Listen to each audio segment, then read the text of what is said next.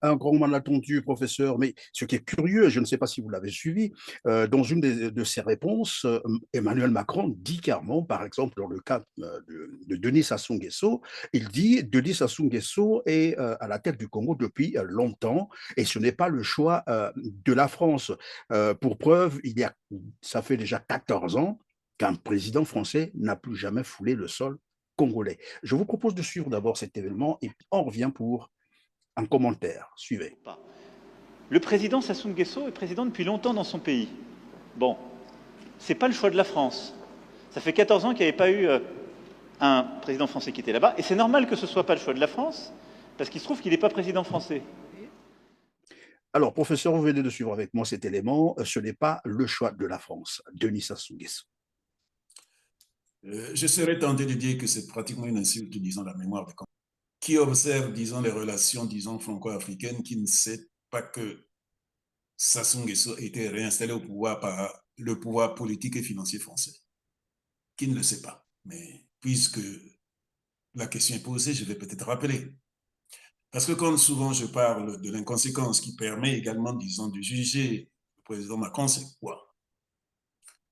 Le 18 juillet, je l'ai déjà expliqué, le 18 juillet, le président Chirac séjourne au Congo. Et un peu à l'image de ce que fait Macron au Gabon, le président Chirac avait choisi effectivement le Congo pour faire son message politique à l'endroit de l'Afrique francophone. Et qu'est-ce qu'il dit? Plus jamais nous n'accepterons les prononciaments. Nous n'accepterons plus jamais les coups d'État. Ça déshonore l'Afrique, ça chasse les investisseurs. Ce sont ces termes. Tout le monde a acclamé. C'était devant les deux chambres réunies. Et même certains partenaires, je veux dire, disons certains pays, disons voisins, étaient venus pour entendre ce message politique. Nous sommes là le 18 juillet 1996. Un an après, pile, l'été 97, tout le monde sait ce qui se passe. Sassou Nguesso mène son coup d'État, pendant 5 mois, il n'arrive pas. Et bien, à ce moment-là, effectivement, la France mobilise les moyens.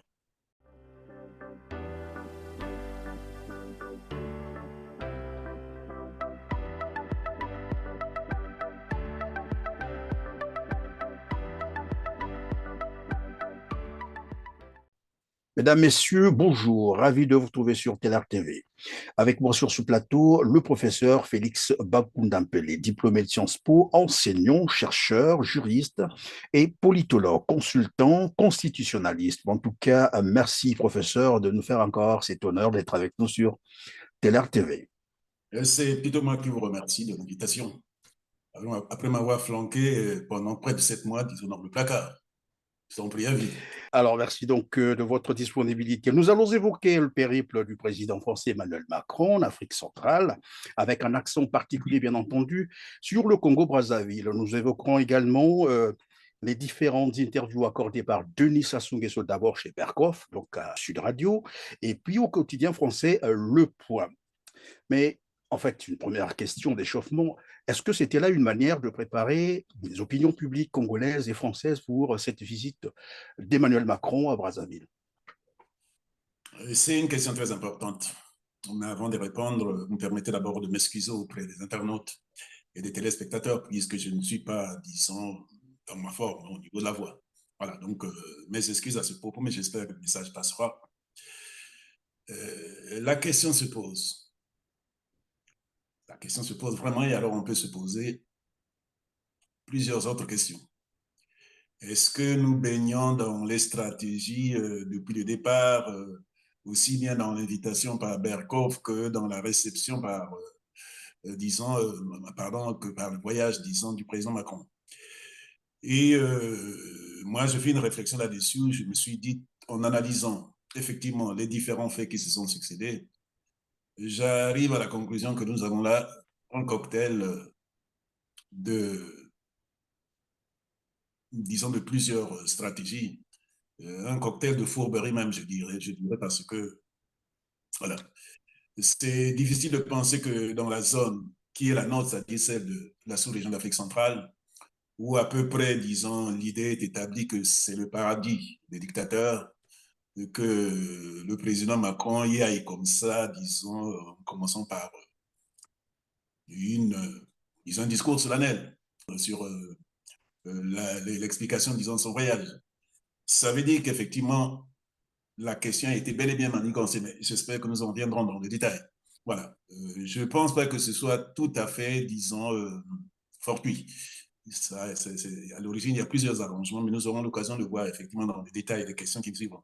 Voilà, puisque nous parlons de cette visite d'Emmanuel Macron à Brazzaville, et depuis donc son passage, on peut lire sur la presse internationale, bien entendu, les titres comme sur Le Parisien, par exemple, Congo, Brazzaville.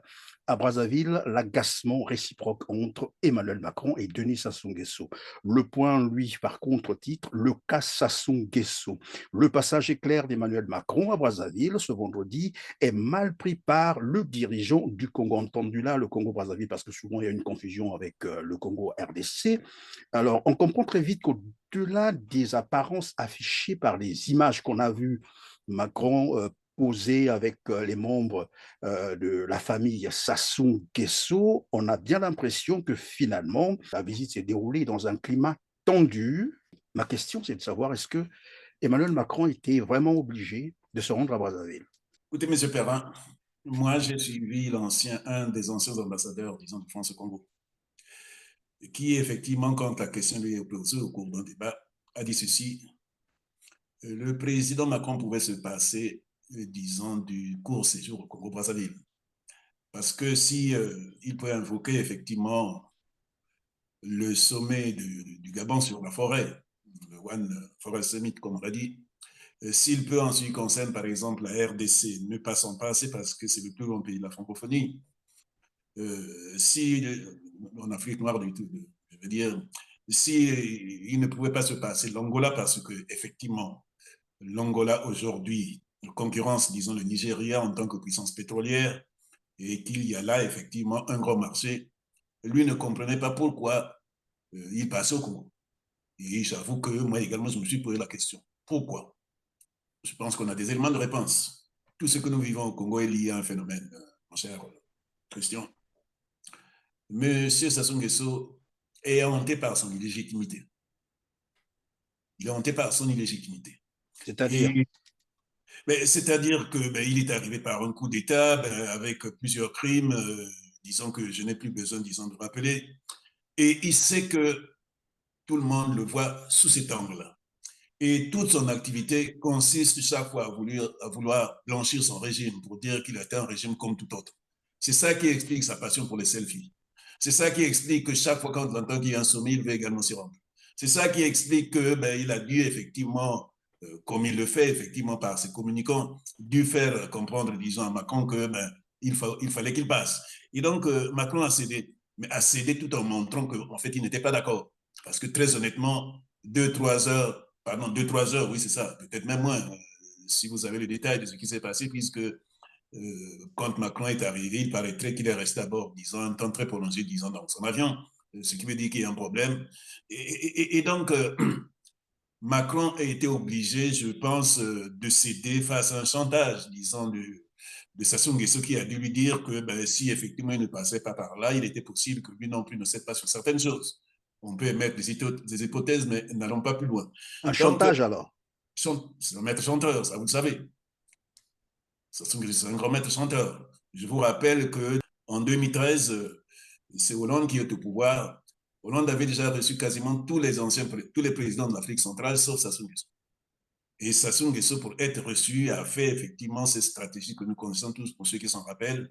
Et il a fallu qu'il reçoive, disons, le président Xi Jinping 4-5 jours avant pour lui faire comprendre que, écoutez, vous représentez la diplomatie de l'avenir et non d'autres États qui, effectivement... Ouais. Donc, c'est une façon de faire comprendre au président Hollande que, oui, je ressens Xi Jinping, je compte aussi et que je peux me passer de vous. Et Hollande, qui jusque-là retardait, a cédé.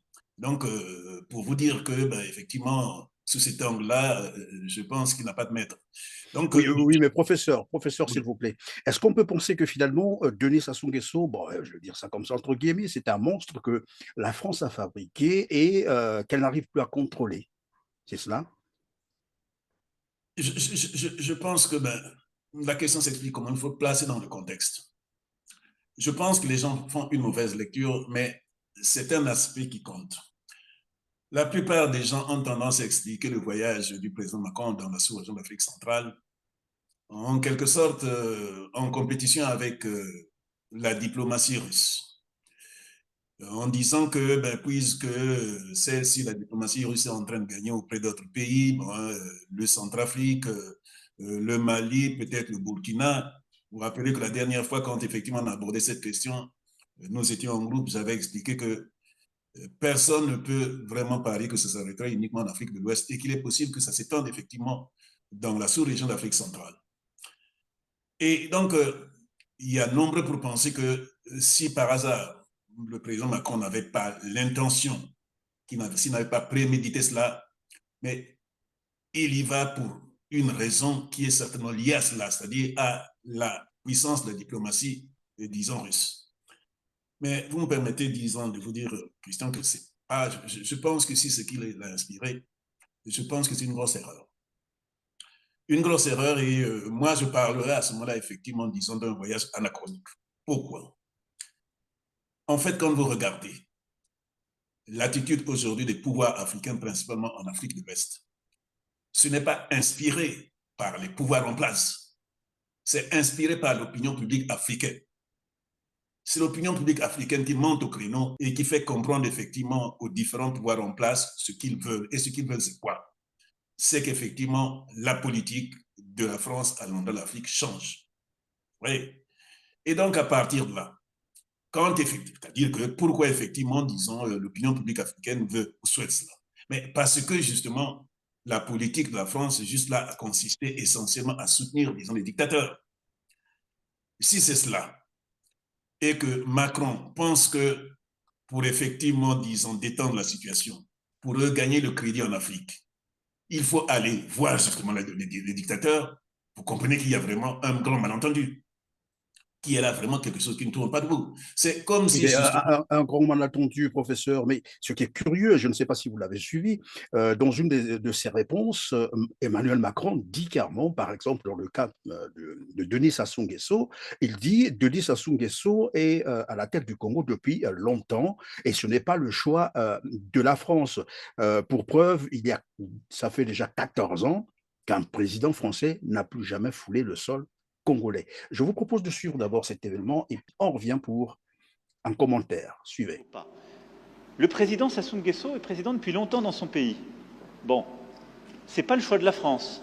Ça fait 14 ans qu'il n'y avait pas eu un président français qui était là-bas, et c'est normal que ce soit pas le choix de la France, parce qu'il se trouve qu'il n'est pas président français.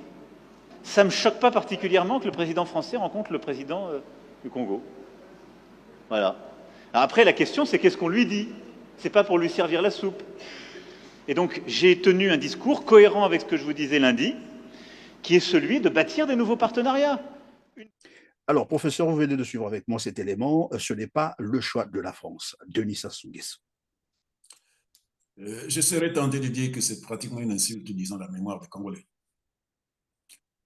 qui observe, disons, les relations, disons, franco-africaines, qui ne sait pas que Sassou Nguesso a été réinstallé au pouvoir par le pouvoir politique et financier français, qui ne le sait pas. Mais puisque la question est posée, je vais peut-être rappeler. Parce que comme souvent je parle de l'inconséquence qui permet également, disons, de juger le président Macron, c'est quoi? Le 18 juillet, je l'ai déjà expliqué, le 18 juillet, le président Chirac séjourne au Congo. Et un peu à l'image de ce que fait Macron au Gabon, le président Chirac avait choisi effectivement le Congo pour faire son message politique à l'endroit de l'Afrique francophone. Et qu'est-ce qu'il dit? Plus jamais nous n'accepterons les prononciaments. Nous n'accepterons plus jamais les coups d'État. Ça déshonore l'Afrique, ça chasse les investisseurs. Ce sont ces termes. Tout le monde a acclamé. C'était devant les deux chambres réunies. Et même certains partenaires, je veux dire, disons certains pays, disons voisins, étaient venus pour entendre ce message politique. Nous sommes là le 18 juillet 1996. Un an après, pile, l'été 97, tout le monde sait ce qui se passe. Sassou Nguesso mène son coup d'État, pendant 5 mois, il n'arrive pas. Et bien, à ce moment-là, effectivement, la France mobilise les moyens. Je ne le dis pas au hasard parce que quelqu'un serait tenté de me dire, mais qui vous donne des assurances que la France a mobilisé les moyens? C'est l'ambassadeur français qui le dit. M. Raymond Césaire, qui était ambassadeur de France au Congo, lui dit que le tort revient, disons, à M. Lissouba, qui n'avait pas accepté M. Sassou Nguesso comme Premier ministre. C'est lui qui le dit. Je ne veux pas rappeler, disons, les termes de M. Loïc Lefeuc, privilégiant dès les premières, disons, les premiers mois, disons, d'exercice du pouvoir par M. Pascal Lissouba. Et qu'est-ce qui se passe? Le pouvoir démocratique congolais est renversé en octobre, le 15 octobre, donc 1997. Un petit mois après, un mois et demi, je pense bien, début décembre, Sassou Nguesso est reçu en triomphe, disons, à l'Élysée. Ça a étonné tout le monde, ça a surpris tout le monde. Comment le président français, qui était allé de dire que on ne peut plus accepter les coups d'État et tout, reçoit, disons, de la manière la plus solennelle, disons, un putschiste. Mais ce n'est pas tout. Ce n'est pas tout. Nous sommes là, disons, l'été 97.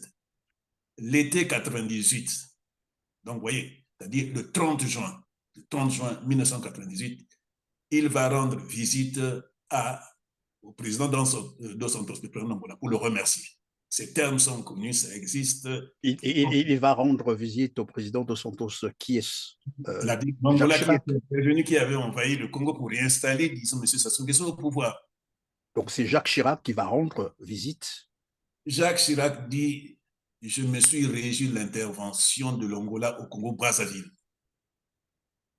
Alors que nous tous, nous savons que ça fait des dizaines de milliers de morts. Je me suis réjoui de l'intervention de l'armée, de l'intervention de l'Angola au Congo-Brazzaville. C'était choquant pour tout le monde.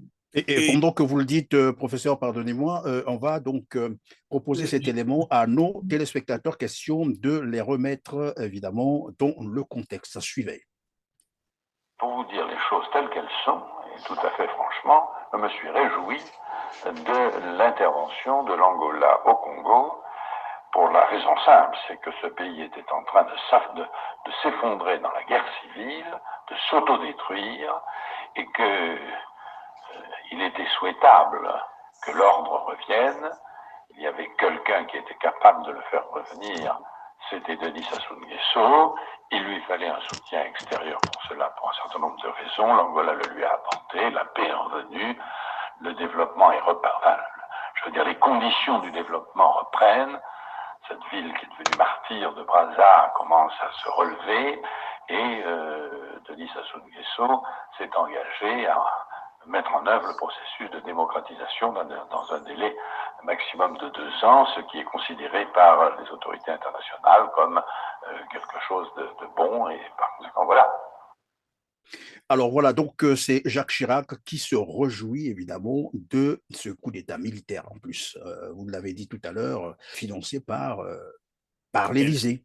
Et donc, pour ceux qui seraient tentés de douter, parce que tout le monde ne suit pas effectivement avec une certaine acidité, disons, les relations internationales, les relations franco-africaines, je leur demande tout simplement de se référer au numéro du Monde, du journal Le Monde du lendemain, qui a fait un édito sur la question. Donc, Jacques Chirac le dit le 30 juin effectivement 1998, et dans Le Monde du lendemain, un éditorial qui dit que, pour le journaliste, dit que ça a gêné tout le monde. C'est pas possible, alors que le Congo a baigné dans le sang, que le président Chirac dise qu'il s'est régi l'intervention de l'armée angolaise au Congo-Brazzaville. Mais par astuce, c'est de compléter en disant oui, parce que ce pays était en train de se détruire, il fallait bien qu'effectivement l'Angola intervienne pour sauver le Congo. Mais on peut se poser la question, M. Ferrand.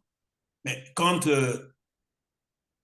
disons, quelques mois après, M. Sassou Nguesso, pour consolider son pouvoir qui était chancelant, parce que on a beau dire tout ce que l'on veut, les Congolais se sont bel et bien révoltés.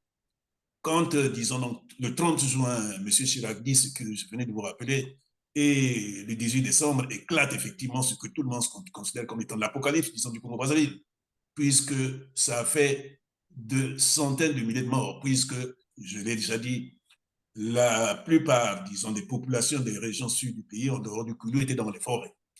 Si M. Chirac disait que c'était pour sauver le Congo, les Congolais, moi, je pense que la situation de 90 ayant été de très loin beaucoup plus grave que la guerre de conquête du pouvoir, M. Chirac aurait bien pu mobiliser, effectivement, disons, les armées étrangères pour venir sauver les Congolais. Donc, on voit bien le parti pris.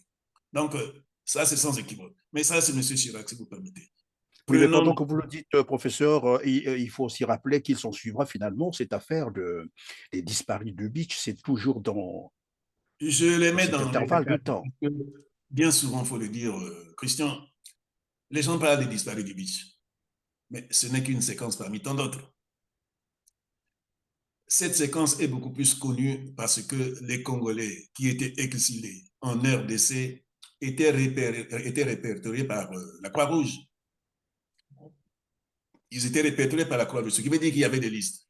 Mais ceux qui n'étaient pas répertoriés par la Croix-Rouge. Voyez. Mais on ne parle que des disparus du beach parce que cette séquence est répertoriée, formalisée et indiscutable. Je rappelle que dès les premiers moments, quand on parle des disparus du beach, M. Sassou Nguesso Egal lui-même dit qu'il n'y a jamais eu de disparus du beach. Il l'a bel et bien dit. Et c'est ses avocats qui vont lui dire, mais vous n'allez pas compter à nier l'évidence. La meilleure façon, c'est d'accepter et de trouver un prétexte. Donc, c'est tardivement ce que accepté, mais les premières réactions du pouvoir de Brazzaville, c'était de dire que les disparus du beach n'ont jamais existé. Voyez. Donc voilà, à partir de là, on peut bien se poser la question de savoir, est-ce que c'est un hasard, cette politique, ou c'est bien pensé, puisque on met de côté, effectivement, disons, là je parle dans le cas, par exemple, du Congo. Si vous mettez de côté le cas, disons, de M. Chirac, avec ce que je venais donc de vous relater, vous prenez, disons, M. Hollande. M. Hollande est élu, et il y a quelque chose que je n'ai jamais oublié, puisque je suivais assidûment, disons, sa campagne, une semaine avant le deuxième tour. M. Hollande, qui est donc effectivement, disons, en compétition avec Nicolas Sarkozy. Donc, le 29 avril, donc ce qu'on appelle le meeting d'entre-deux tours. Le 29 avril 2012, voilà, 2012. M. Hollande dit ceci. C'est son discours de Bercy et tout le monde peut le vérifier. Le 6 mai sera un mauvais jour pour les dictateurs. C'est-à-dire donc le jour du deuxième tour. Le 6 mai sera un mauvais jour sur les dictateurs. Pour ceux qui avaient tendance à y croire, je vous l'avoue, j'étais de ceux-là, nous disant enfin, voilà quelqu'un qui est clair, il est socialiste, et puis il a l'expérience, je suppose qu'il a tiré les expériences effectivement de son prédécesseur, François Mitterrand. Et bien donc, Hollande est élu effectivement le 6 mai 2012. Et bien, on attend. Et qu'est-ce qui se passe? Monsieur Hollande doit profiter, disons, de ce qui venait de se passer au Burkina Faso le 31 octobre, Compaoré est renversé effectivement par un mouvement populaire, par une insurrection populaire. Monsieur Hollande en profite pour prendre effectivement ce qu'il avait dit dans son discours et qui, je suppose, était quand même, disons, dans son programme. Et il lance un ultimatum aux putschistes, disons, constitutionnels, c'est-à-dire à ceux qui, effectivement, voulaient briguer un troisième mandat. Il va le dire où? Le 29 novembre, c'est-à-dire donc la même année, donc 2014, le 29 novembre, donc en gros un mois après, il va dire ce qu'il venait déjà de dire 48 heures, disons, auparavant, auprès de RFI et de France 24, en disant ceci, ceux qui ont terminé leur mandat, qui ont terminé leurs deux mandats, ceux qui ont dépassé l'âge, effectivement, disons, constitutionnel pour briguer, doivent savoir que la France n'acceptera pas et qu'il demande, il mobilise à ce moment-là notamment la francophonie pour servir d'intermédiaire pour éviter cela. Nous l'avons tous suivi. On a dit, enfin, voilà un président conséquent. Et qu'est-ce qui se passe? Évidemment, pendant que vous le dites, professeur, à ce moment-là, Denis Sassou Nguesso a son deuxième et dernier mandat, je crois, selon la Constitution du 20 janvier 2002. Et déjà, l'âge aussi était presque dépassé. Tout à fait. Il faut dire que là, il était déjà à ses 19 ans de pouvoir, sans compter 10 ans son premier exercice. Voilà. C'est-à-dire qu'il est arrivé de la façon que nous connaissons, c'est-à-dire de manière sauvage au pouvoir en 1997. Il s'est octroyé 5 ans sans mandat comme ça. Et ensuite, il organise une fausse élection, tout le monde le sait. Donc, vous prenez les 5 ans de la pseudo-transition, vous ajoutez les 14 ans, c'est-à-dire que le Congo, qui dans son histoire constitutionnelle n'avait jamais connu un mandat de 7 ans, va connaître donc 2 mandats de 7 ans. Donc, 14 plus 5, ça fait 19. Vous ajoutez les 13 années, disons, il est resté de 79 à 92. Vous voyez ce que ça vous fait. Donc, 13 plus 19, ça faisait 32 ans au pouvoir. Eh bien, qu'est-ce qui se passe? Monsieur Hollande dit cela. Les gens acclament. Les Africains sont contents pour dire que voilà un président conséquent. Et qu'est-ce que l'on constate après?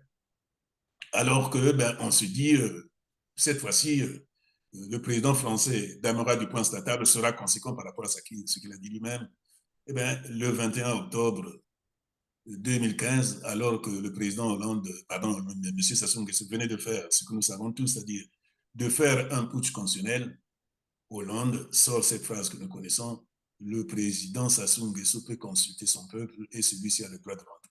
Contrairement, il faut le signaler, aujourd'hui on le sait, M. Sassou Nguesso avait envoyé son beau-fils auprès du président du Conseil constitutionnel français, qui est à ce moment-là M. Jean-Louis Debré, pour savoir exactement comment il pouvait faire pour manipuler la Constitution.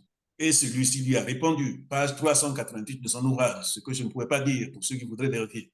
Voilà, c'est M. Jean-Louis Debré, président du Conseil constitutionnel, qui le dit, qu'il a répondu à son beau-fils, c'est-à-dire le missionnaire de Sassou Nguesso, beau-fils et maire de Brazzaville, que la Constitution est claire. Si c'est selon le droit, il n'a pas le droit de briguer un autre mandat. La Constitution est claire là-dessus. Page 388, je répète, de l'ouvrage de M. Jean-Louis Debré, ce que je ne pouvais pas dire. Et ça, je le dis uniquement pour montrer que même M. Hollande était allé à l'encontre de ce que disait le président de son conseil constitutionnel, M. Jean-Louis Debré. Oui. Donc, ça montre l'inconséquence. Raison de plus pour dire, et disons pour anticiper ou répondre à la question, mais M. Macron doit savoir que nous avons déjà l'habitude de ce genre de discours. On l'a déjà entendu 1001 fois et que nous avons toutes les raisons de douter, sans compter qu'il a déjà eu un premier mandat. Et ce premier mandat, qu'est-ce qui s'est passé? Octobre, 2020, sommet de Montpellier avec la société civile africaine. Qu'est-ce qu'il dit auprès de la jeune Burkinabé qui lui pose la question? Que non, la France-Afrique, c'est fini et tout est là. Et quelques mois après, c'est-à-dire donc en avril, le 20 avril, 2021, M. Macron va, nous le savons tous, va adouber le fils du dictateur. Le fils du dictateur, donc M. Idriss Déby, qui venait d'être tué. La France ne laissera jamais personne le remettre en cause et ne laissera jamais personne menacer, ni aujourd'hui, ni demain, la stabilité et l'intégrité du Tchad. La France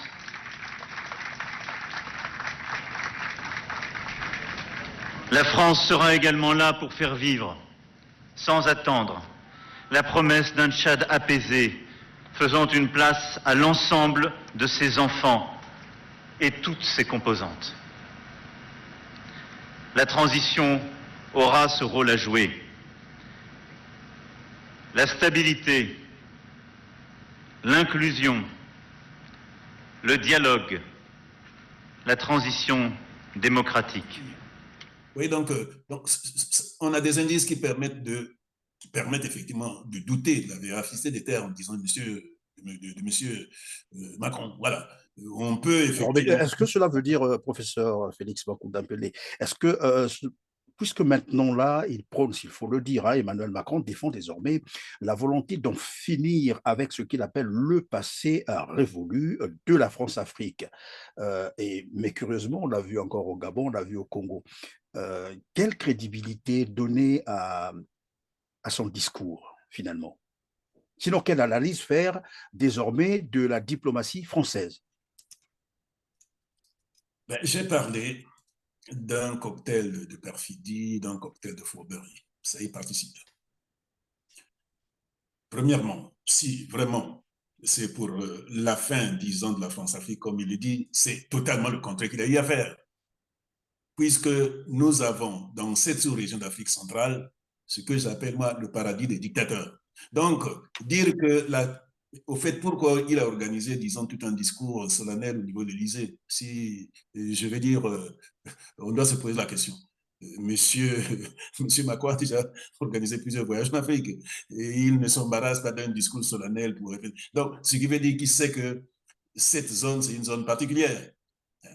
Je rappelle, Christian, que 4 présidents d'Afrique centrale détiennent plus de 150 ans de pouvoir dans cette région. Plus de 150 ans. Vous pouvez essayer de calculer. Vous prenez le président Biya, 1982-2022, 40 ans. Il entame sa 41e année. Vous prenez le pouvoir tchadien, 1990, 2023 aujourd'hui, au moins 30 ans, sinon 32 ans, c'est-à-dire c'est la même famille puisque c'est le père et le fils. Vous ajoutez 32 à 40, ça fait 72. Vous prenez le pouvoir gabonais, 1967 à maintenant, ça fait combien? Donc, 33 plus 22, nous sommes là donc à 45. 45 ans. Donc, 45 plus 72, vous voyez déjà, ça fait 112. Vous prenez le pouvoir de Sassou Nguesso, 39 Bientôt ans. 40 ans. 40 ans. Oui, donc on est à 155 au moins. 4 présidents.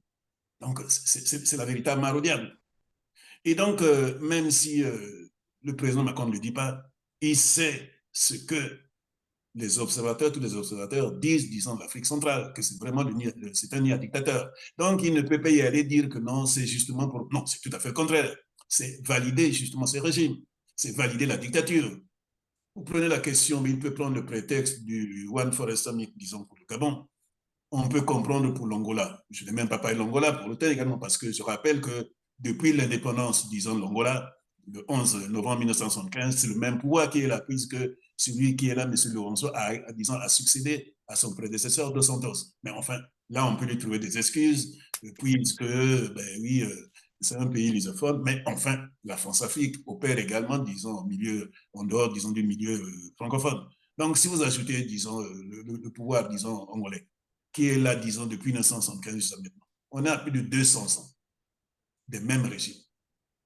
Donc, la nature Alors, autocrate. puisque vous abordez déjà la question sur le climat, l'environnement, puisque c'est le mobile qui a été présenté en relief d'ailleurs pour son voyage ou son périple en Afrique centrale, où il a pris part, bien entendu, au sommet de World Forest Summit, c'est-à-dire le sommet sur la protection de l'environnement, sinon des forêts. Et la question que l'on se pose, puisque quelqu'un parlait, mais finalement, ça devient un greenwashing pour dictateur. Est-ce que ce n'est pas finalement, est-ce que la France, la diplomatie française, il faut ainsi dire, sinon la France, n'utiliserait pas la cause climatique pour continuer finalement à renforcer ses liens avec les dictateurs? Sinon, il faut qu'on nous explique pourquoi est-ce que l'environnement serait-il compatible avec les dictatures. De la même façon que les dictateurs en place également utilisent le même prétexte.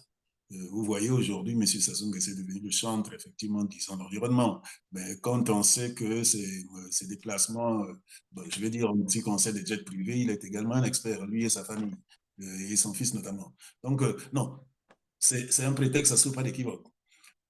Bon, mais ce qui répond plus, je vais dire, de manière beaucoup plus conséquente, disant à cela, c'est le fait que qu'est-ce qui peut justifier, pour le cas du Congo?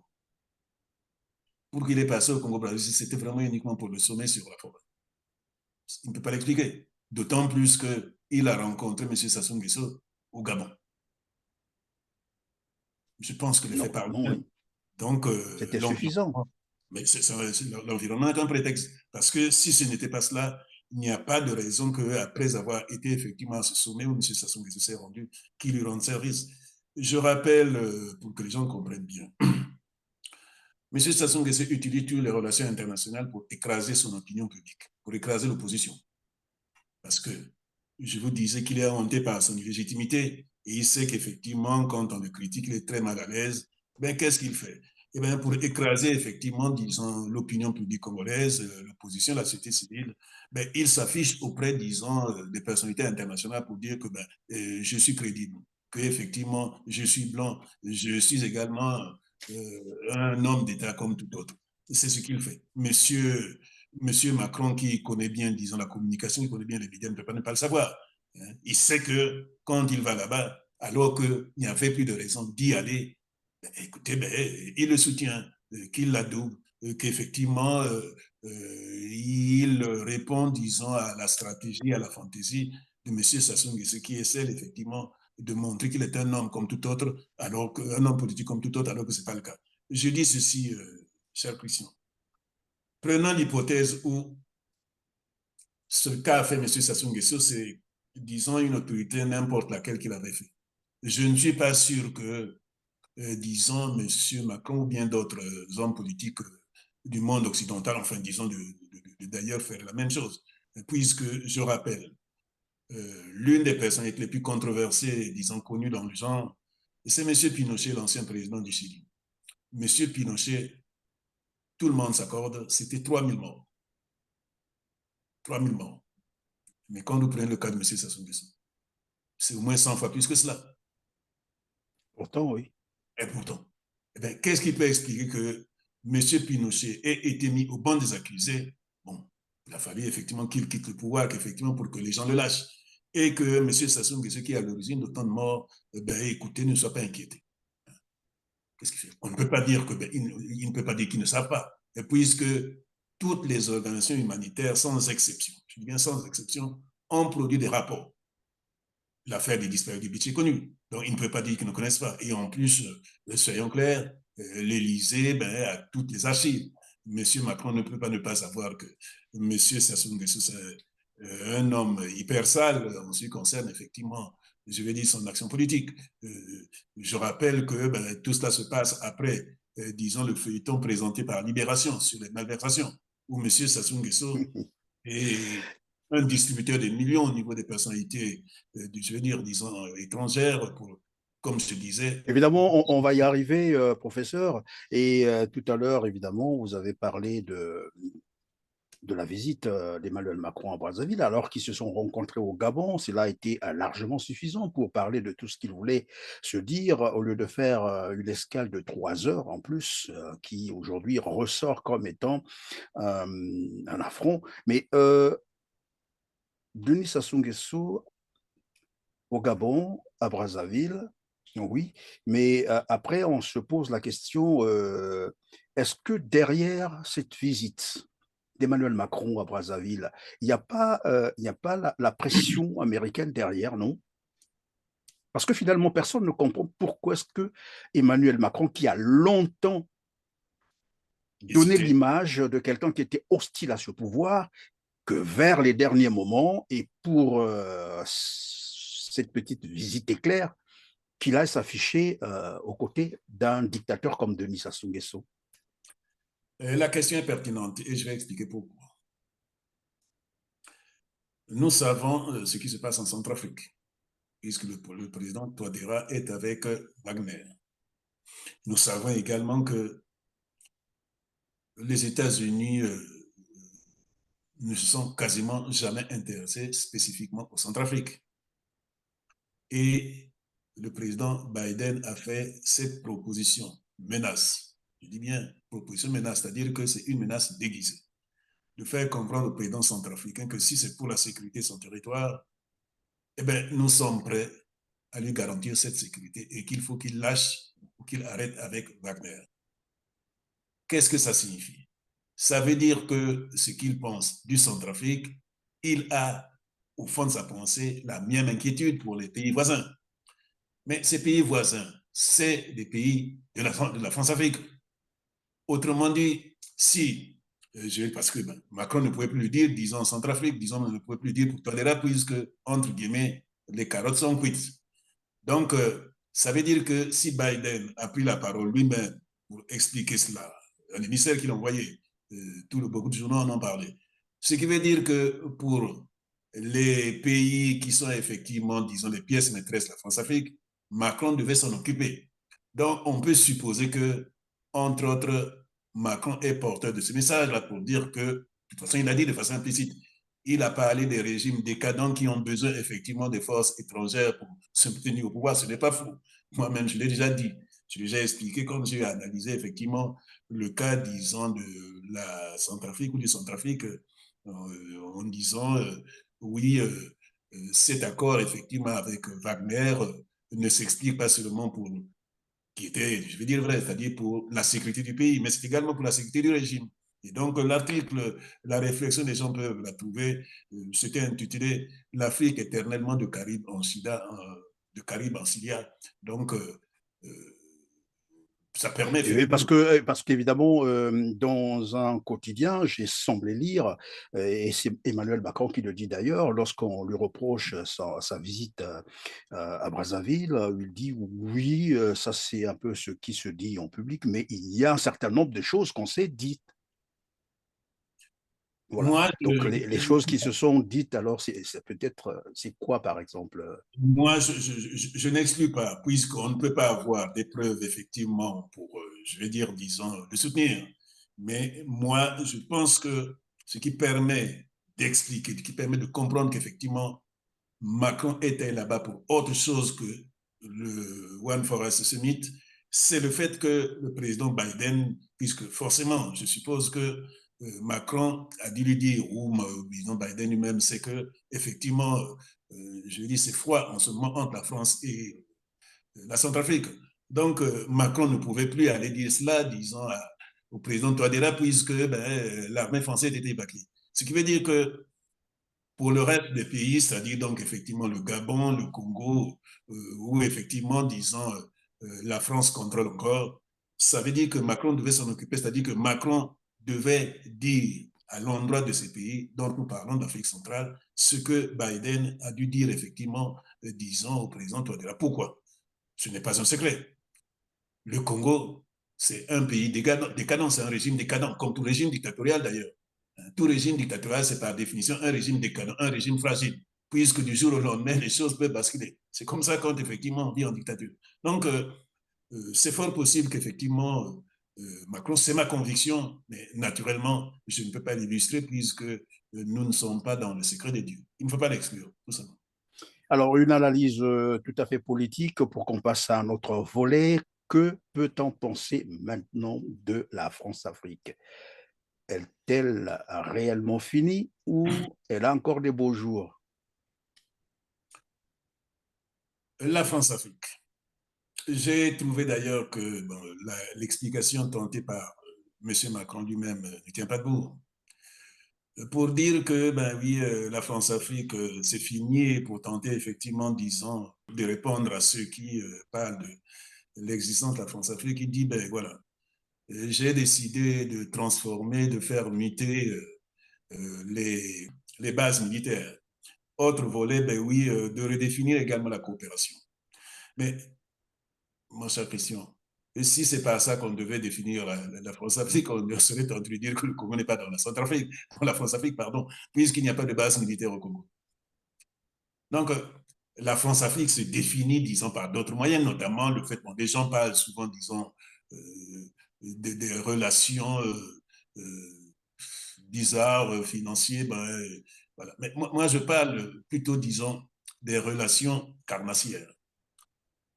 Des relations carnassières, parce que quand on essaie de voir, en fait, honnêtement, la France, ou disons les réseaux france-africains, fonctionnent comme des carnassiers dans cette sous-région. Et donc, de ce point de vue, ça n'a rien à voir avec, effectivement, disons, pas forcément, disons, avec une base militaire. Il n'y a pas de base militaire, disons, au Congo, mais on sait que le Congo, c'est une pièce maîtresse de la France-Afrique. Personne ne peut en discuter. Nous avons parlé de Sassou Nguesso, qui fonctionne tranquillement, qui défie, qui fait chanter, effectivement, disons, tous les dirigeants français. Et ça continue. Donc, la France-Afrique est bel et bien là. Mais je signale également autre chose. Quand le président Macron le dit, et notamment quand il ajoute effectivement pour tenter de répondre à une des critiques qui lui sont faites, notamment sur l'arrogance, et qu'il dit qu'il faut faire preuve d'humilité. Aussi bien l'humilité que, disons, la France-Afrique procède largement de ce que j'appellerais une mentalité. C'est une mentalité, c'est-à-dire c'est une forme de nature. Mais ça ne se balaye pas comme ça d'un coup, ça ne se décrète pas. Ça ne se décrète pas. Autrement dit, il peut bien le dire, tout observateur averti conclura que la France-Afrique est bel et bien là, et ce n'est pas ce que vient de dire le président Macron qui l'arrête. La preuve, peut-être qu'il y a effectivement, je veux dire, une forme de subjectivisme dans l'appréciation de la France-Afrique.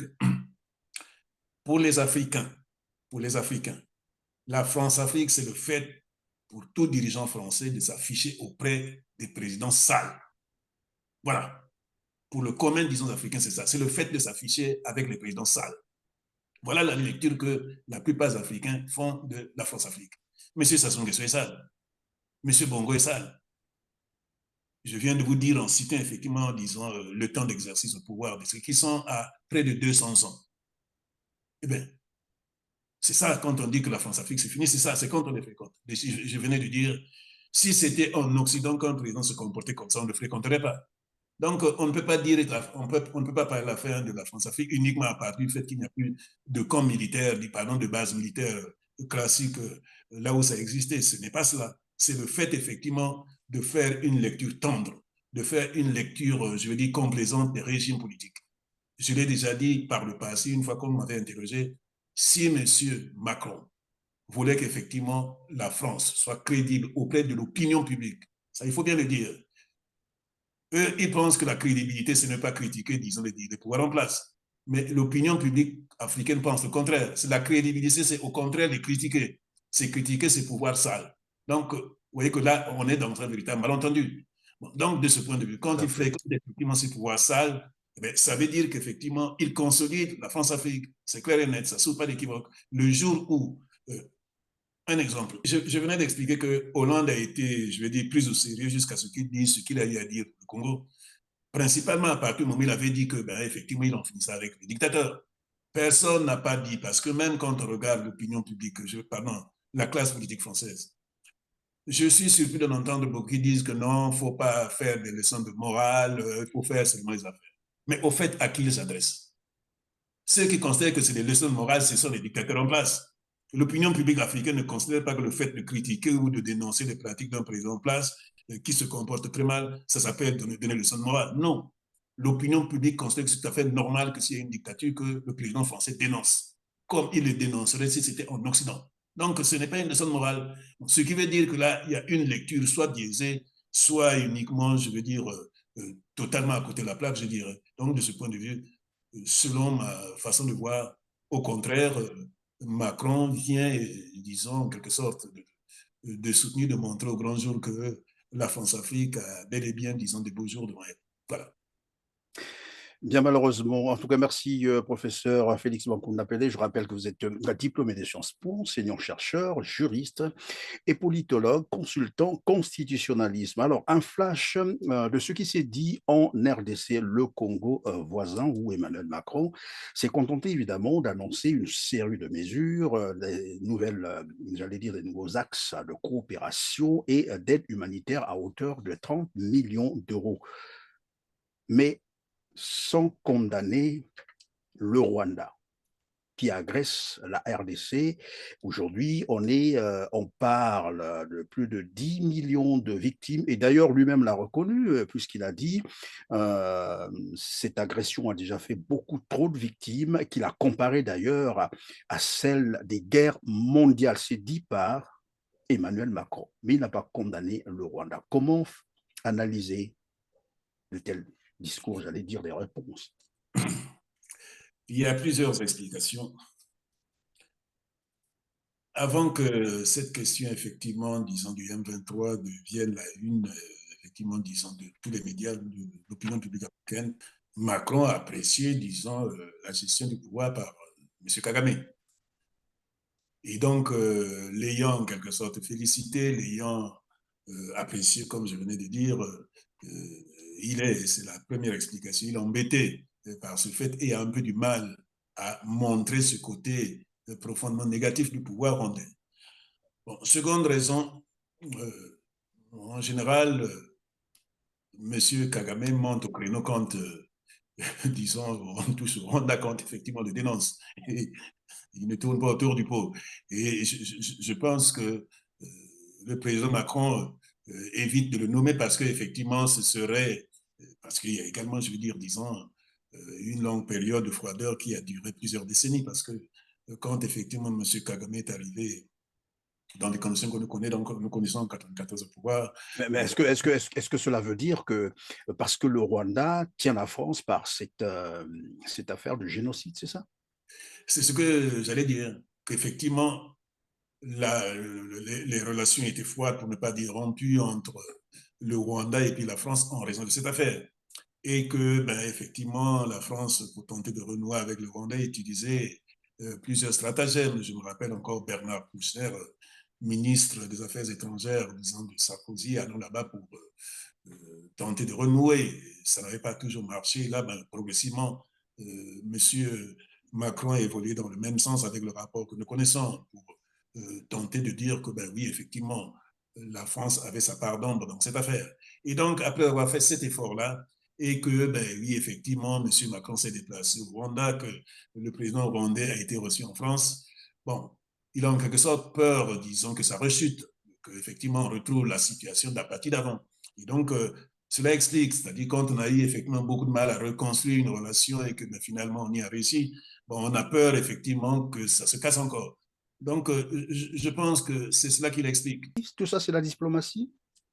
Bon, certains parlent en Parce que termes finalement, il ressort que c'est une posture bien différente de celle affichée par la France en Ukraine. c'est effectivement ce que l'on dit. Comment peut-on effectivement condamner ce qui se passe en Ukraine avec la Russie et ne pas condamner ce qui se passe en RDC avec le Rwanda? C'est la même chose. Et donc, moi j'ai peur, je ne cesse de dire, j'ai bien peur que dans l'avenir, le dictionnaire politique français puisse à l'avenir appeler en même temps, effectivement, disons, du président Macron, qui est effectivement son expression favorite, essentiellement quand il est arrivé au pouvoir, assigner-le en même temps comme une escroquerie politique. Parce que tellement il veut ménager, disons, tout que, à un certain moment, on se dit qu'il y a quelque chose qui ne tourne pas. Donc, certains diront que c'est effectivement parce qu'il aime bien, disons, consolider ou rapprocher, disons, des choses qui s'opposent, qu'effectivement, il en arrive là. Mais tout le monde comprend que finalement, il n'arrive à satisfaire personne, puisque nous voyons la réception en RDC. Ben, écoutez, les gens ont marché jusqu'à l'ambassade de France en RDC pour dire qu'ils n'étaient pas d'accord avec son arrivée. Alors que s'il avait été clair en nommant et en disant que ça ne peut pas se faire, on ne lui demande pas plus que de dire la réalité que le monde entier connaît. Que de dire la réalité. Oui. Donc, il n'y a rien de nouveau. Il n'aurait dit que ce que tous les médias disent, que ce que les rapports internationaux disent. Ça coûte quoi? Alors, pourquoi effectivement vouloir ménager les deux? Voilà, donc c'est un problème. Voilà. Et c'est un problème parce que après on se pose la question de savoir est-ce qu'il a été hérité par ces manifestations, parce que à une de ses réponses, lors toujours bien sûr de cette conférence de presse conjointe avec Félix Tshisekedi, il a répondu à une question qui lui a été posée sur la situation à l'est de la RDC. Il dit: «Pardon de vous le dire dans des termes aussi crus, vous n'avez pas été capable de restaurer votre souveraineté, c'est une réalité. Il ne faut pas chercher les coupables à l'extérieur de cette affaire.» Et depuis 1994, ce n'est pas la faute de la France, pardon de le dire dans des termes aussi crus, vous n'avez pas été capable de restaurer la souveraineté, ni militaire, ni sécuritaire, ni administrative de votre pays. C'est aussi une réalité. Il ne faut pas chercher des coupables à l'extérieur de cette affaire. C'est une forme d'insulte, ça. Peut-être pas. Ça, je ne dirais pas comme ça. Monsieur Perrin. Tout le monde sait que la RDC est agressée par le Rwanda. Comment il peut penser que bon, les Congolais n'ont pas pu restaurer leur souveraineté et que bon, il ne faut pas chercher les coupables ailleurs? Alors les coupables sont connus, c'est le Rwanda. C'est bien connu. Non, ce qu'il veut dire par là, c'est que c'est la responsabilité de la RDC de garantir sa souveraineté. C'est ce qu'il veut dire. Mais ce n'est pas ce qu'on a dit à l'Ukraine, malheureusement. Non, ça c'est notre aspect.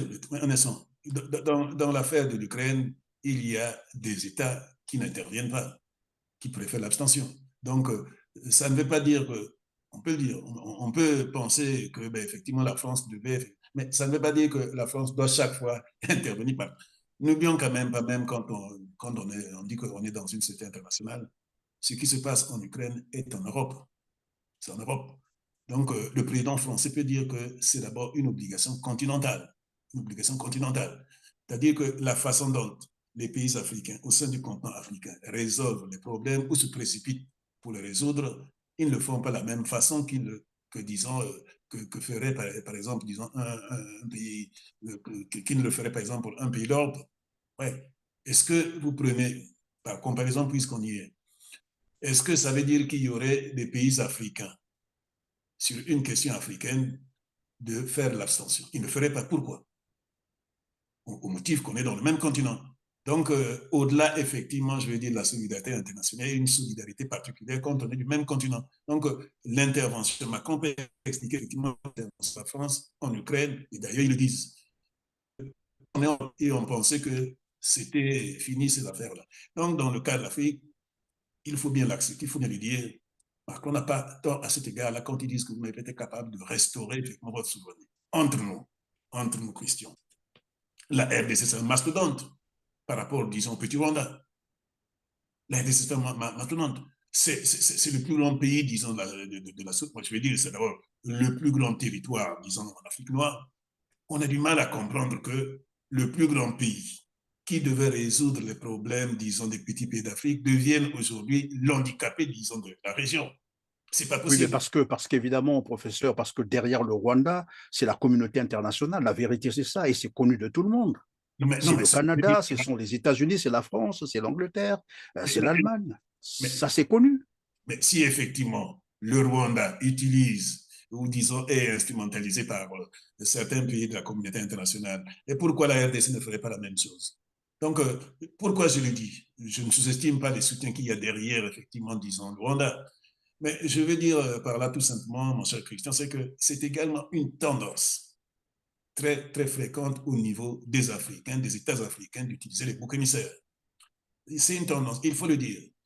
Le dire, ça permet effectivement aux Africains de se rendre Donc, compte. pardon, professeur, à ce niveau, on peut pas peut-être parler de bouc émissaire.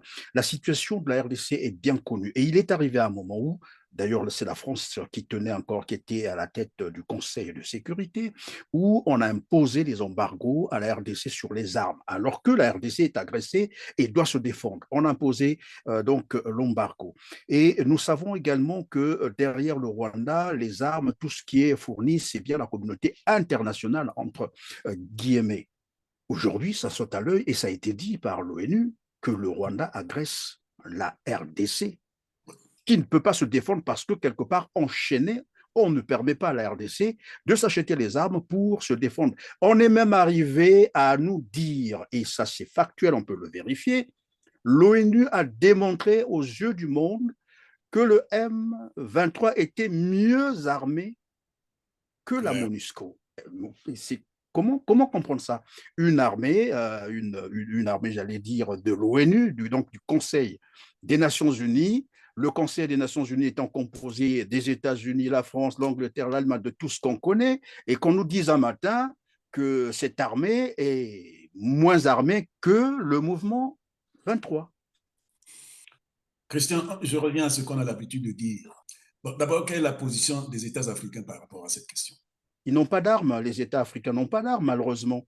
C'est là tout le problème qui se pose aujourd'hui parce qu'on a l'impression que finalement, pour se faire respecter dans le monde, il faut avoir l'arme atomique ou l'arme nucléaire. Ce que fait la Corée du Nord, par exemple. Aujourd'hui, on ne parle pas à la Corée du Nord comme on parle aux Africains parce qu'ils savent que les Africains n'ont rien pour se défendre. Ça C'est un revient rapport de force, malheureusement. à un rapport de force. Donc, c'est ce que je suis en train de dire. Prenons l'hypothèse, Christian, ce que j'ai l'habitude de dire.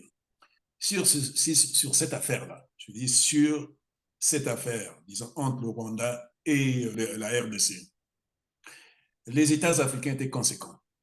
Que ces États parlaient, disons, tenaient le même discours. Ils peuvent se dire, nous ne voulons pas de cela, parce que ça touche à la stabilité du continent. Nous le savons, on l'a déjà dit, Christian, si la RDC tangue, c'est pratiquement toute l'Afrique qui tremble. 9 frontières. 9 frontières. Mais professeur, moi, la question que je vous rétorque, vous pensez qu'en le disant, ils vont écouter les Africains? Rappelez-vous de ce qui s'est passé en Libye. L'Union africaine a bien dit au Conseil de sécurité, attention, ne touchez pas, laissez-nous régler ce problème. Mais on a vu ce qui s'est passé en Libye. Contre tout cela, ils ont tout détruit et aujourd'hui, c'est ce que nous vivons au niveau du Sahel avec cette insécurité. Tout le monde sait d'où cette insécurité est partie. Alors aujourd'hui, sur la RDC, vous pensez qu'ils vont écouter les Africains? Par quelle institution? L'Union africaine est subventionnée par l'Union européenne. Toutes ces institutions africaines ne sont qu'en fait. C'est la même réponse que je donne. Oui. Un État ne peut pas subordonner les affaires qui relèvent de la sécurité à, disons, aux Nations Unies. Un État souverain. Je rappelle pour ceux qui ne le savent pas, l'ONU, ce n'est pas un super État. C'est comme ça qu'on l'appelle en droit international. C'est-à-dire que l'ONU, ce n'est pas en quelque sorte, disons, un État au-dessus des autres. L'ONU, l'Organisation des Nations Unies, est organisée sur le principe de l'interrétalité, c'est-à-dire la souveraineté. Ce qui veut dire que si un État dit, je me fiche de ce que dit effectivement l'ONU, rien, on ne peut lui imposer. C'est ce que ça signifie la souveraineté. C'est ce que ça signifie. Si la France est menacée, si un autre État de l'Europe est menacé, ben, il ne va pas subordonner la sécurité de son État, disons, à l'ONU. Il dirait, je m'en fiche. Vous connaissez la formule, disons, de Gaulle, un gros machin. Voilà. L'ONU est organisée selon le principe de l'interétarisme, c'est-à-dire la reconnaissance de la souveraineté des États. Quand on dit souveraineté des États, ce qui veut dire qu'il n'y a rien au-dessus. Voilà. L'ONU ne peut émettre que, effectivement, des recommandations. Si un État dit je suis souverain, je ne m'en occupe pas, c'est comme ça que ça se passe. Donc, sur cette base, ce que je suis en train de vous dire, c'est qu'aujourd'hui, la RDC est à ce niveau de mort qui a déploré des millions, que la sécurité du régime est menacée, de l'État et du régime sont menacés. Mais enfin, qu'est-ce qu'un État doit attendre, disons, pour effectivement trouver les moyens qu'il faut pour effectivement sauvegarder sa souveraineté? Ça ne dépend pas de l'ONU. Donc, quand Macron dit que non, vous êtes incapable, disons, de rétablir votre souveraineté, il a raison. Et si effectivement les États africains étaient conséquents, ce n'est pas une affaire, disons, vous imaginez un seul instant que les États-Unis ou, disons, notre pays d'Amérique latine qui sont dans l'OA, c'est-à-dire le Conseil américain, que si un de ces États est disons, en insécurité, a des problèmes, va dire j'attends la résolution des Nations Unies. C'est absolument, je veux dire, ça fait même rire. J'ai bien compris, c'est aux Congolais de prendre donc leurs responsabilités. Alors, professeur, venons-en donc aux différentes interviews. On va clôturer par là. Les interviews accordées par Denis Sassou Nguesso, on le disait à l'entrée de jeu, à Sud Radio, où il clamait sa dignité. Je commence par Sud Radio. Il clamait donc sa dignité. Racontons une anecdote, bien sûr, sur sa vie d'enfance. Dans son village, les maisons n'étaient pas fermées à clé, où il n'y avait pas de portes, mais quand on sortait, on revenait, on retrouvait donc la maison intacte. Le voleur n'entrait pas parce qu'en fait, il voulait juste dire qu'il n'y avait pas de voleur et que donc, par conséquent, on peut comprendre par là qu'il a grandi dans un environnement où le verbe voler n'existe pas et qu'il n'est pas de cette culture. En fait, c'est un message qu'il voulait envoyer pour dire tout ce que vous êtes en train de m'accuser, détournement de l'argent du pétrole du Congo, corruption et autres, c'est vraiment, comme qui dirait, une vue de l'esprit. Voilà. Il a grandi dans un environnement, hein, dans une famille où on ne volait pas. Et voilà, c'est clair, non? Bon, ça, c'est du Sassou Nguesso pur jus. Et je vais expliquer. D'abord, ce qu'il dit est faux. Est faux, il y a plusieurs égards, je vais l'expliquer. La situation qu'il décrit est liée à toutes les sociétés connues de l'universel. C'est-à-dire que toutes les sociétés du monde sont passées par là. Pourquoi? Toutes les sociétés évoluent d'abord avec les forces productives très embryonnaires, c'est-à-dire où il n'y a pas grand-chose, c'est-à-dire qu'il n'y a pas grande inégalité. Ce qui veut dire que les gens sont en relative, je veux dire, disons, relative égalité, c'est-à-dire qu'ils n'ont rien à aller chercher auprès de l'autre, puisque toutes les sociétés de départ fonctionnent par le biais de ce qu'on appelle le troc, c'est-à-dire que tu as ceci, ben toi tu as, et puis on échange et tout. Donc, il n'y a pas de raison d'aller effectivement, disons, chercher quelque chose sur l'autre, puisqu'il n'y a pas grand-chose. Donc, ce côté, cette situation qui décrit, ce n'est pas propre à l'Afrique. C'est lié à toutes les sociétés du monde qui ont commencé, effectivement, disons, par les forces productives limitées. Donc, c'est le premier reproche qu'on peut lui dire pour dire que c'est faux. Même en France, nous causons avec les gens. D'ailleurs, pour ceux qui ont lu les commentaires, effectivement, sur cette vidéo, mais moi, j'ai suivi des Français qui disent « Ah, mais tiens, je pensais que c'était seulement chez nous en Afrique aussi, il n'y avait pas de vol, etc. » Oui, donc, ce n'est pas le monopole, effectivement, disons, de l'Afrique. C'est, je répète, toutes les sociétés connues de l'univers sont passées par cette étape. Deuxième élément de réponse, deuxième critique. Bon, mais monsieur Sassou ne peut convaincre personne en ce qui concerne effectivement la délinquance financière. Pour la bonne et simple raison que ce n'est pas une fois, ce n'est pas deux fois, ce n'est pas trois fois, ce n'est pas quatre fois. C'est régulier. Il ne se passe pas 3 mois sans qu'on entende que on a effectivement saisi encore un des membres de sa famille ou lui-même la main en pleine confiture. C'est régulier. Donc, qui cherche la convaincre? Peut-être lui-même. Mais en tout cas, personne d'autre. Personne ne le prend au sérieux. Monsieur Sassou Nguesso, c'est un kleptocrate. Puisque quand on prend tous les pays européens, que ce soit, disons, l'Espagne, le Portugal, la France, n'en parlons pas, le Canada, les États-Unis, on peut citer les membres de sa famille qui sont effectivement, disons, dans cette affaire-là, quand ce n'est pas lui-même. Donc, Sassou n'a pas d'équivalent. Donc, de ce point de vue, M. Sassou Nguesso n'a convaincu personne quand il essaie d'expliquer qu'il n'a pas, disons, ce qu'on lui colle. C'est aussi simple que ça. Voilà. Moi, j'ai quand même été surpris dans le commentaire, disons, de cette vidéo, qu'un de nos compatriotes se soit mépris en disant, oui, M. Sassou Nguesso a trouvé les mots pour répondre, disons, à Macron, que, ben oui, effectivement, M. Sassou Nguesso, en disant que les personnalités qu'il respecte, c'est le roi du Maroc Hassan II, c'est, comment est-ce qu'on appelle déjà, disons, l'ancien leader, disons, de l'ELP, pourquoi le nom échappe? Arafat. Arafat, Yasser voilà. Arafat. Oui. Yasser Arafat et Castro. C'est quand même curieux qu'il ait tous ces trois personnalités que M. Sassou Nguesso cite. Ce qui les caractérise, c'est quoi? C'est leur patriotisme. Leur patriotisme. Et bien, on se pose la question. En quoi, disons, M. Sassou Nguesso est patriote, puisqu'il est installé au pouvoir par des forces armées étrangères qui ont semé l'apocalypse dans son pays? Un patriote ne laisse pas des armées étrangères, disons, tuer, disons, ses compatriotes. Voilà. Donc, c'est tout à fait, je vais dire, disons, aux antipodes du profil de M. Sassou Nguesso. Je suis surpris que ce compatriote, M. Mabiala, si je me trompe pas le nom, se soit méfié à cet égard. M. Sassou Nguesso, c'est un opportuniste politique. Ce qui compte pour lui, d'abord et avant tout, c'est le pouvoir. Et s'il doit contracter avec le diable, il le fera.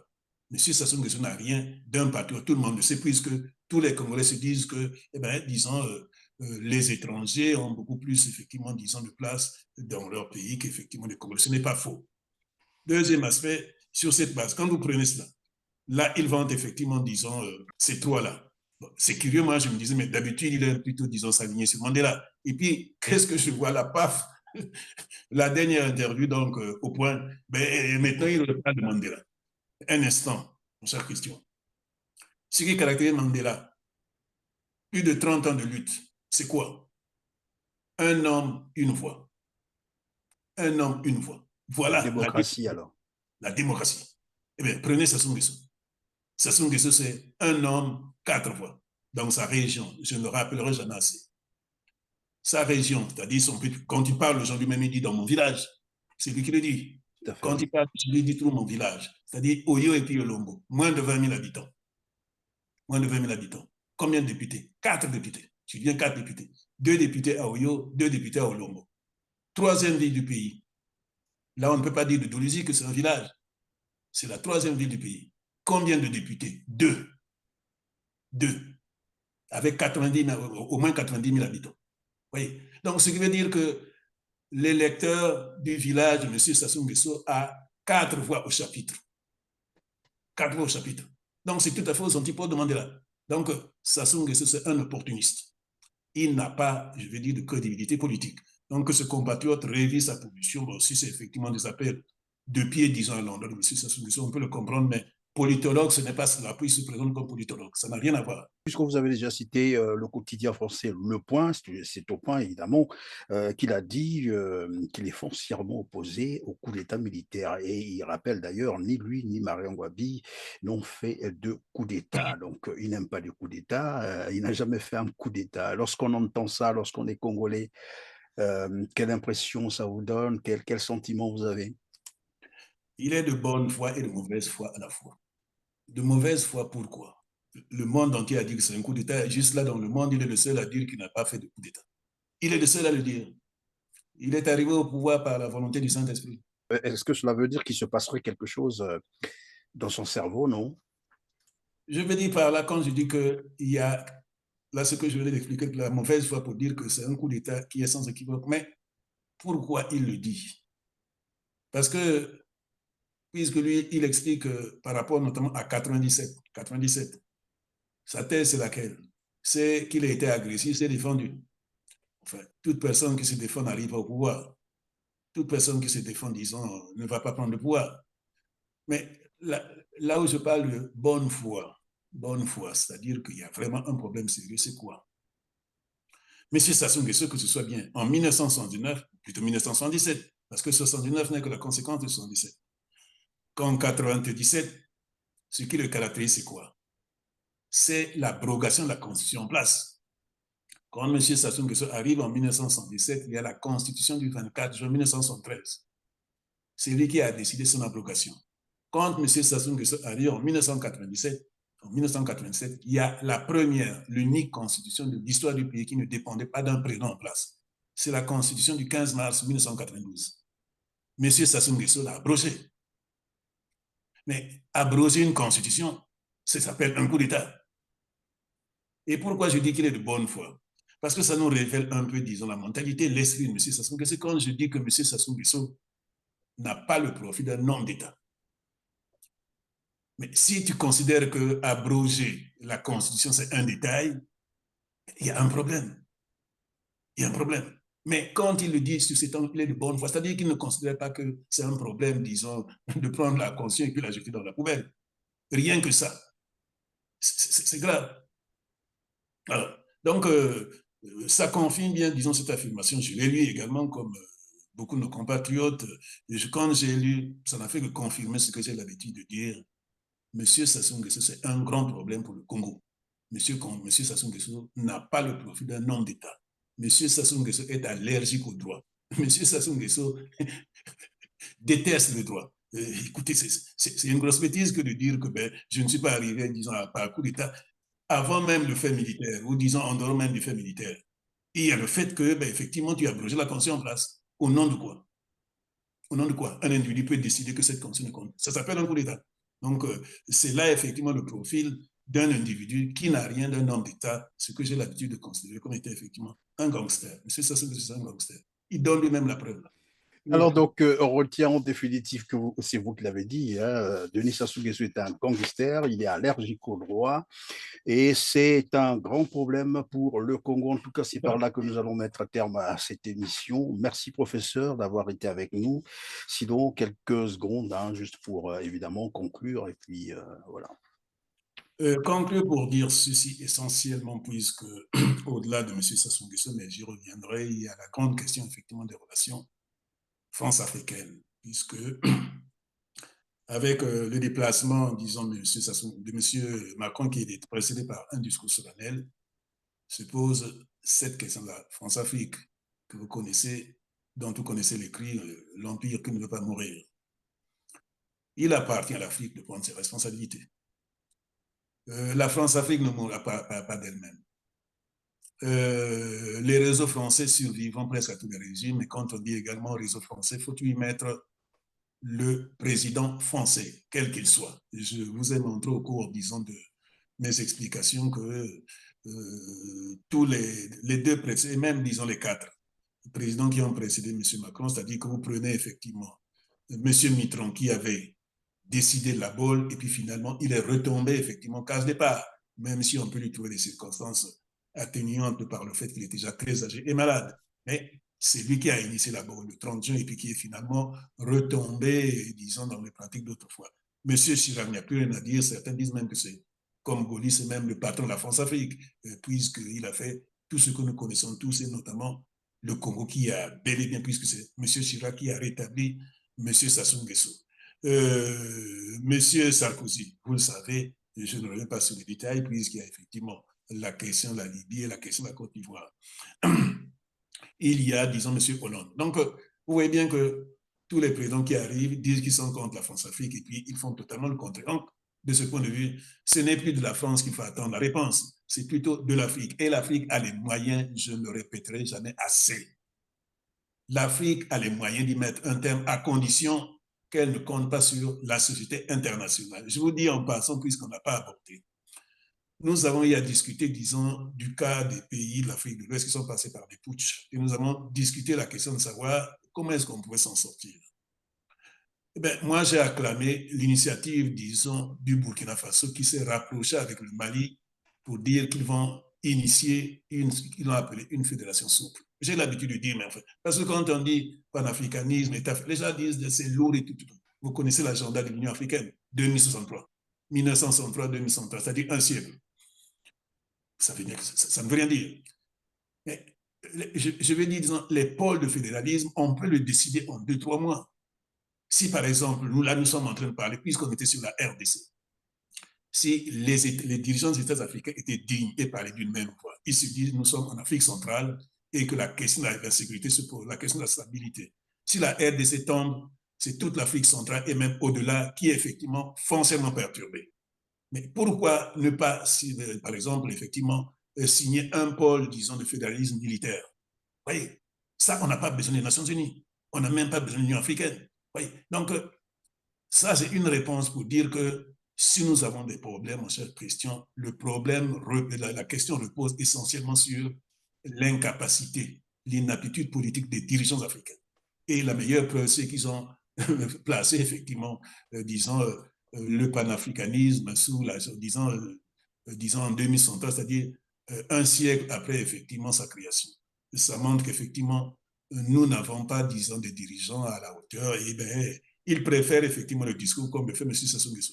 M. Sassou Nguesso, dans l'interview à M. Berkoff, a parlé également, disons, du panafricanisme en disant que nous y tenons.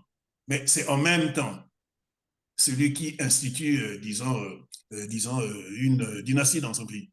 On ne peut pas parler empire et en même temps parler, effectivement, disons, État fédéral. C'est aux antipodes. Oui, donc, vous avez là à peu près l'image de la façon dont fonctionnent les dirigeants africains. Les dirigeants africains parlent, disent la même chose, démocratie, panafricanisme. Ils font totalement le contraire. Et qu'est-ce qui se passe? Ils disent, mais moi-même j'en ai parlé, là, nous sommes pour le panafricanisme. Ils ont compris que la meilleure façon de ne pas faire quelque chose, c'est d'en parler. Oui. Donc voilà notre drame, mon cher Christian. J'en ai terminé. Et parce qu'ils ont pris aussi conscience que les Africains ne font rien, même quand ils disent des choses, ben voilà, qui choquent. Alors, vous avez dit donc, et c'est par là que nous allons donc terminer, c'est ce que je retiens d'ailleurs, la France-Afrique ne mourra pas par elle-même, c'est aux Africains donc de prendre leurs responsabilités. Merci, professeur Félix Bankunda Pelé, d'avoir répondu à nos questions, d'avoir été vraiment disponible pour cette interview. Mesdames, Messieurs, merci de nous avoir encore suivis aujourd'hui. On se retrouve très prochainement. Mais attention, n'oubliez pas de liker, n'oubliez pas de partager nos émissions pour nous permettre d'atteindre un plus grand nombre de téléspectateurs. Nous avons vraiment besoin de ces petits gestes pour continuer à vous informer. Merci